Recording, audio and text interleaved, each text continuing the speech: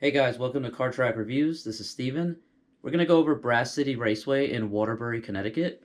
It's kind of hidden in the back. You have to look for a vinyl sign off the main road on a fence to find your way to that location, but it is interesting though. So let's talk about it.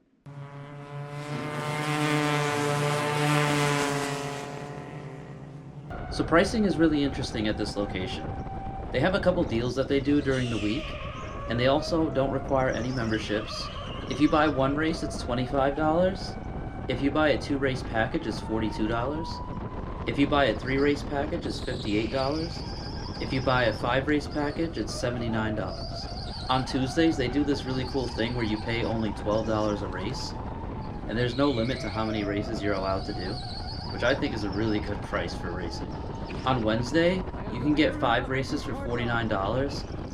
Thursday, they have a thing where they give you 3 races for $30, so $10 a race. I think that's pretty good too. And then Friday, they do buy one, get one free. So on Fridays, if you go there and you buy one race, you get one race for free, which is pretty good too. So because of all these discounts and deals that they have on the weekdays, and the fact that the regular pricing is not bad at all and doesn't require a membership, I give the pricing an 8.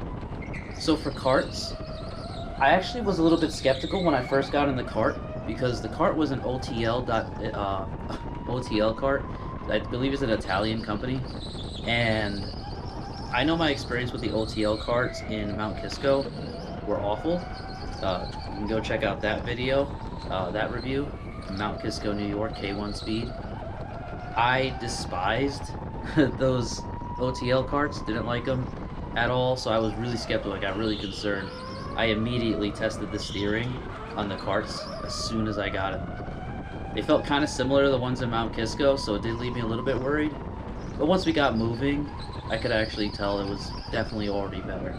These karts are fast, and that was really good. I was really happy about that. The karts were not as heavy as the ones in Mount Kisco. They were a nice weight. The tires were a good size for the weight. They put me on speed 4 of 5.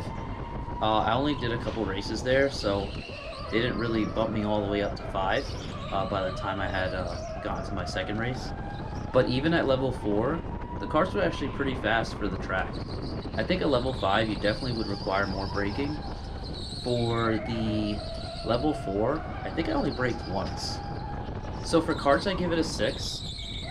The karts that I've used, the 2 karts that I used at that location were pretty consistent with each other. There wasn't much difference, so I felt like there was probably overall a pretty good consistency.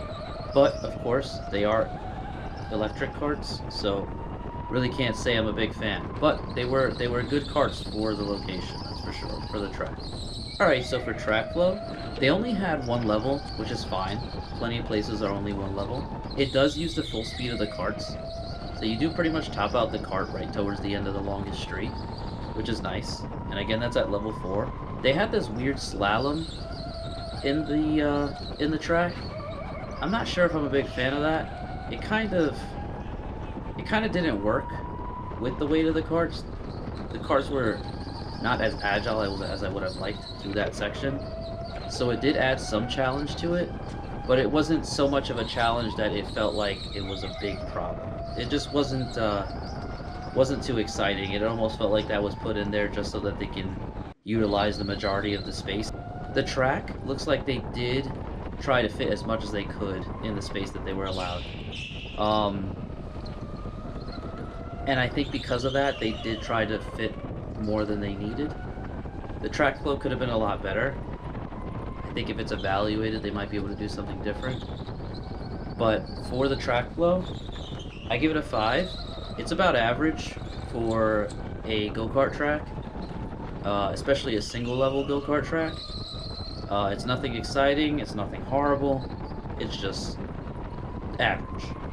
For customer service, they were really helpful. I had an issue with my GoPro mount, and they even tried helping me get a screwdriver to adjust it and tighten it down. So I really appreciated that, the effort that they put in with that. Also, they answered any questions that I had about the karts. When I was going out on track, They even helped me put on the harness. They were just overall helpful. So for that, I give them an 8. The front desk was also really helpful, so I was pretty happy about that as well. They let me charge my phone.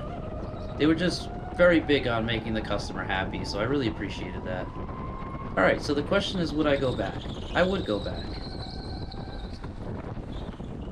However, it's not a location that I would prioritize over other locations. If I was in the area, I would most likely put some effort into stopping by and doing a race or two at that location. Because again, it is not awful, it is not amazing, it's just, it's a good track. Alright, so if you guys have any questions, comments, concerns, if you like it, like the video. If you don't like it, dislike the video. And if you dislike it, put in the comments why. I'd like to know why. I'm always interested in hearing about it. Plus, I'd like to make the videos better, so any constructive criticism is appreciated. I'll catch you guys on the next one.